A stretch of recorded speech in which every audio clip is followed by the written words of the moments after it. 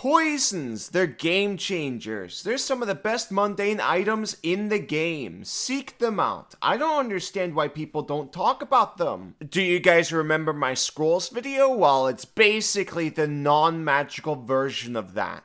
Welcome to Pack Tactics. Pick your poison and have a seat. Poisons are a lot more useful than what the internet makes it out to be. I mean, sure, there are many enemies that are either resistant or immune to poison damage, or immune to poison condition. But the thing is, it's usually pretty easy to predict when you shouldn't be using it, and when it's okay to use it. Like generally, aberrations, beasts, dragons, giants, humanoids, oozes, and plants are almost never immune to poisons, whereas constructs, elementals, fiends, and undead almost always are. Celestials, fae, and monstrosities are a bit more commonly immune than the first list, but it's also not too bad. I believe resistances follow a similar rule of thumb. But Kobold, you haven't explained what poisons are! Okay, Gator, calm down. So chapter 8 of the DMG goes into great depth about them. I don't know why this isn't in the player book, but whatever. Basically, there are 4 types of poisons: contact, ingested, inhaled, and injury. They mostly work as you'd expect them to work. Contact poisons need to touch the target's skin. Ingested poisons require someone to ingest an entire dose through food or drinks or similar things. Inhaled poisons are inhaled in their 5-foot cube area of effect. And injury poisons are applied by damaging the target with an object coated with the poison using piercing or slashing damage. Except for the descriptions, the DMG lists a bunch of sample poisons with different effects, ranging from just damage to getting the poison condition, or even getting paralyzed or put to unconsciousness. There's a lot of options. Speaking of lots of options, let's get super duper cereal. This video is sponsored by Magic Spoon. It's grain-free cereal. It's delicious and fueling. This is a high-protein treat that can kickstart your day. There's 0 sugar in it. It's gluten-free, all-natural flavors, and keto-friendly. Magic Spoon is great for a low-carb diet. It comes in 12 different flavors. They also come in cereal bars. We've been devouring them like crazy. We love the cereal bars. Kobold, they're yummy! Gator, what's your favorite cereal so far? The one with the gator on it! That's the cinnamon one. My favorite is cookies and cream. Anyways, click the link below or scan the QR code on the screen to grab a variety pack of Magic Spoon cereal and try it today. Be sure to use the promo code PACKTACTICS at the checkout to get a $5 discount off any order. Or you can go to magicspoon.com/packtactics. By the way, Magic Spoon is so confident in their product, it's backed with a 100% happiness guarantee. So if you don't like it for any reason, they'll refund your money, no questions asked. So what are you waiting for? Get some Gator-approved cereal today. Back to poisons. Let's talk about how you get them, because that's a very important step to using them at all. Scrolls are easy. You basically just need money. You don't need to look for a shop or anything like that. Poisons can be a bit more involved. You can buy them after getting yourself geared up with armor and stuff. Most characters will be limited in what they can do with their gold. Casters have scrolls, but even that may not require them to reach far into their pockets and sacks and bags of gold. Treasures are abundant in this game, and if magic items aren't available in shops, there are not a lot of defined options in the rules for player characters to buy. Most poison doses cost in some 100 gold, with some being worth a few thousands. If you're rolling in cash, this shouldn't be a problem at all. The only issue is, and let me quote, "In some settings, strict laws prohibit the possession and use of poison, but a black market dealer or unscrupulous apothecary might keep a hidden stash. Characters with criminal contacts might be able to acquire poison relatively easy. Other characters might have to make extensive inquiries and pay bribes before they track down the poison they seek." So yeah, it's DM Fiat. This might be easier or harder depending on your game and setting, so ask your DM. The other alternative is crafting or harvesting. Using the crafting rules in the player handbook for downtime, you can create basic poison, which is also in the player handbook, if you have proficiency with a poisoner's kit. With DM Fiat, other poisons are also possible. In my opinion, the better alternative is harvesting. After incapacitating or killing a poisonous creature like a snake or a wyvern, you can harvest them. This process requires 1d6 minutes and a DC 20 intelligence nature check. Or if the player does not have proficiency in nature, a poisoner's kit check.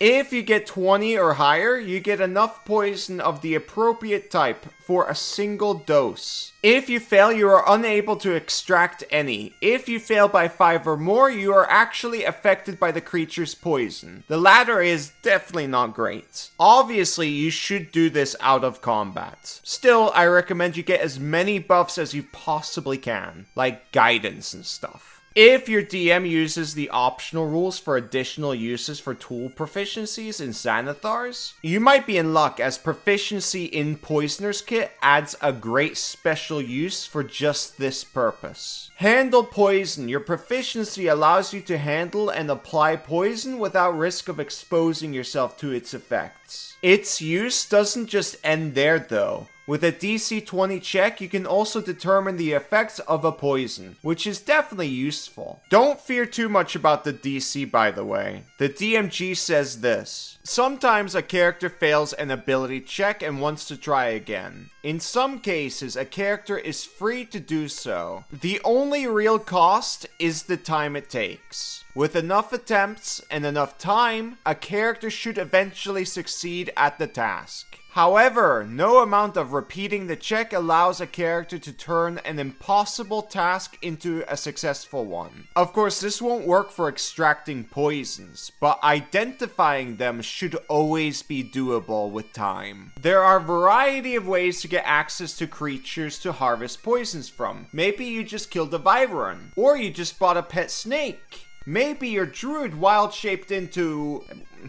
Actually, never mind. That's weird. Alternatively, you can use summons through Conjure Animals or Find Familiar. Better yet, find familiar options through Pact of the Chain. Or maybe your DM will disallow this, in which case, unlucky. Find some other ways to find creatures. While neither familiars nor animals created with Conjure Animals can be hit to unconsciousness, the sleep spell or just commanding them to sleep should do the trick.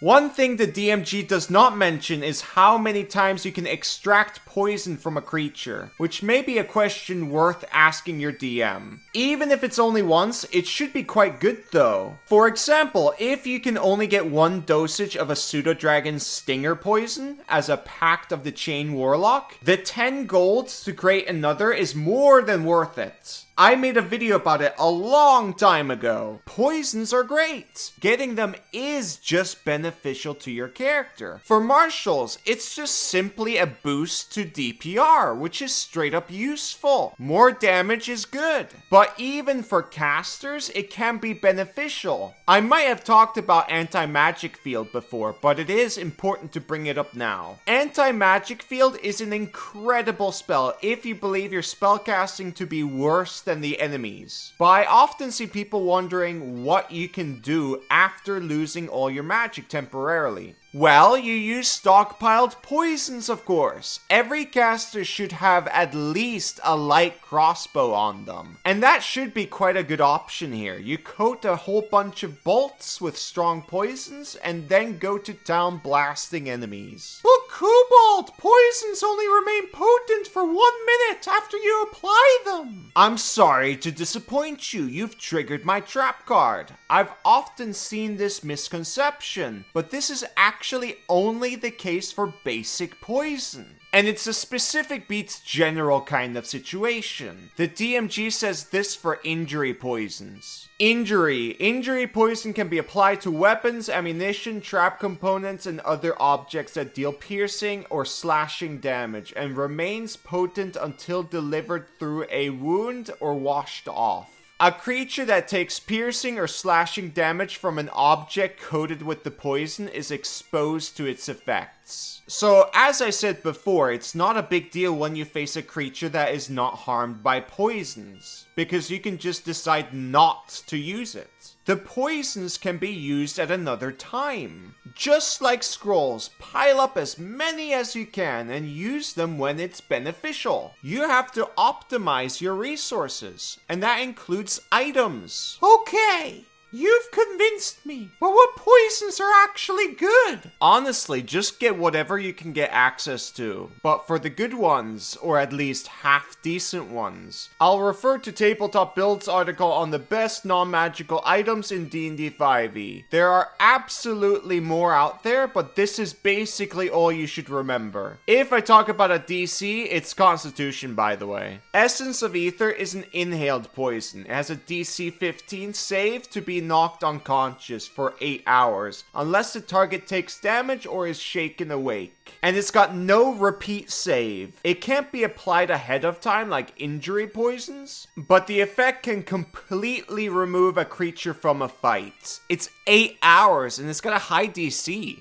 It's really good. Purple Worm Poison is the most popular injury poison. It does 12d6 poison damage on a DC 19 save, or half on a success. It's good damage, and remember what I said about half on a save. Half damage is really strong. Link in the description for that video if you want to know about the math behind it. It will definitely change the way you look at D&D. Oil of Taggart is a contact poison that with a DC 13 knocks someone unconscious for 24 hours. While the Essence of Ether has a higher DC, this one lasts longer. Torpor is an ingest poison that incapacitates a victim for 4d6 hours on a DC 15 saving throw. This is for poisoning food and drinks and stuff. Midnight Tears is another ingested poison that only activates its effect at midnight, dealing 9d6 poison damage, or half on a DC 17 save. I actually used this in one of my campaigns. I had a ton of them. There was a giant party and we put it in the giant's food. Many succeeded on the save sadly, but it did help quite a lot. Viren Poison is an injury poison with a nice 7d6 damage or half on a DC 15 save. Crawler Mucus is a contact poison with a DC 13 saving throw for a 1 minute duration paralysis with a repeat save every turn. While the value might not be that high, it might be important for you to paralyze a creature for some reason. And finally, Drow Poison is an injury poison that on a DC 13 save poisons the target for 1 hour. And if the creature fails to save by more than 5, they are also knocked unconscious. While the success rate is low, you'll likely run into a fair amount of this if you're in the Underdark or fighting Drow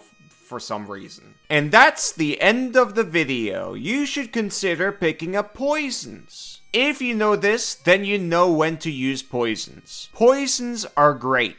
Optimize it. Bonus content, by the way. Here is everything. I got it from Cephalon. Link in the description. It's great. And lastly, happy Pride, everyone. Thank you for watching. Bye-bye.